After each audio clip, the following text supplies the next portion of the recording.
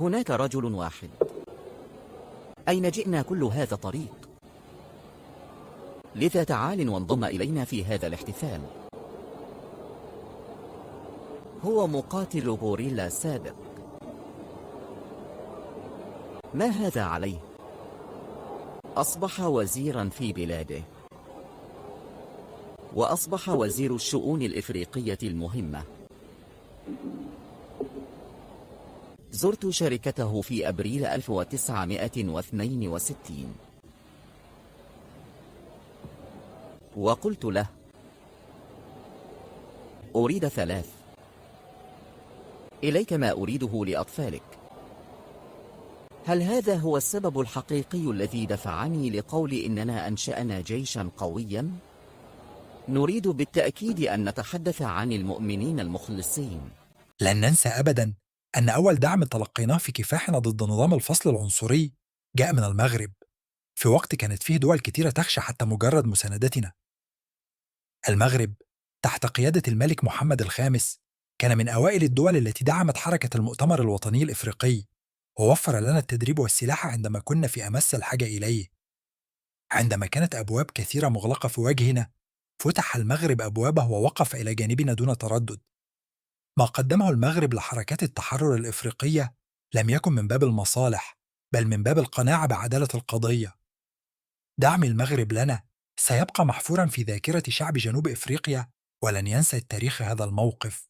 الذي يرتبط بالمغرب في هذه السياسة المتعلقة بالاستقلال الجزائري كان موجودا منذ البداية، وكان يرغب حقا في أن يتم ذلك عبر حوار بناء. ثم في عام 1958 كان لدينا في بداية السنة قضية سيرت سادي يوسف في تونس، التي ستعزز المغرب في رغبته في دعم الجزائر. لدينا هذه الاجتماعات.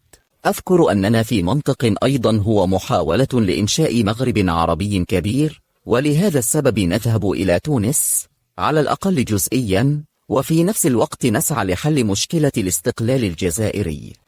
المغرب يؤيد المبادرات. المغرب كما نعلم، هل من الضروري أن نذكر أن الذين سيتولون السلطة في الجزائر بعد الاستقلال يطلق عليهم اسم مجموعة وجدة؟ وهذا يثبت جيدا أنه كان هناك في المغرب إمكانية لأعضاء جبهة التحرير الوطني أولا للعثور على قاعدة. على مدينة قفصة وقتلوا 50 جندي، يلزمك تنادي لأصدقائنا. قال بورقيبة عديوا للحسن الثاني توا. قال خذا التليفون كلم الحسن الثاني، جاوبوا بالوقت. قال له مون فيس جو سويز اتاكي كو فريفو. قال له توت لارمي ماروكان. وقالها بعد الحسن الثاني في حديث صحفي كبير في التلفزة: توت لارمي ماروكان، تو لي كوموندو باراشوتيست دو ماروك سون تاو ديسبوزيسيون. فرنسا والمان هذو المغرب شكون راهم هذو؟ نسينا باللي محمد الخامس الله يرحمه هو اللي عاون الجزائر في وقت الثوره. يافي دي يوزين دارممون في المغرب، كان يافي 5 يوزين دارممون. لو كان ماشي المغرب في وقت الثوره مع محمد الخامس الله يرحمه، الجزائر ما توليش تستقل. ما ننساوش هذو المغاربه مسلمين عرب وخوا. حتى واحد ما يقوليش باللي المغاربه ماهمش خوا معنا، هما مسلمين، هما عرب، وهما راهم معنا الى طول الممات. راك تدافع بشراسه عن المغرب مسيو قهزاني. تعال شوف، ماكش مغربي. لازم. لعب المغرب دورا مهما وذكيا في مسار استقلال موريتانيا، خاصة في سياق إنهاء الاستعمار الفرنسي في إفريقيا. قبل الاستقلال كانت موريتانيا خاضعة للاستعمار الفرنسي، وكانت تعرف بموريتانيا الفرنسية.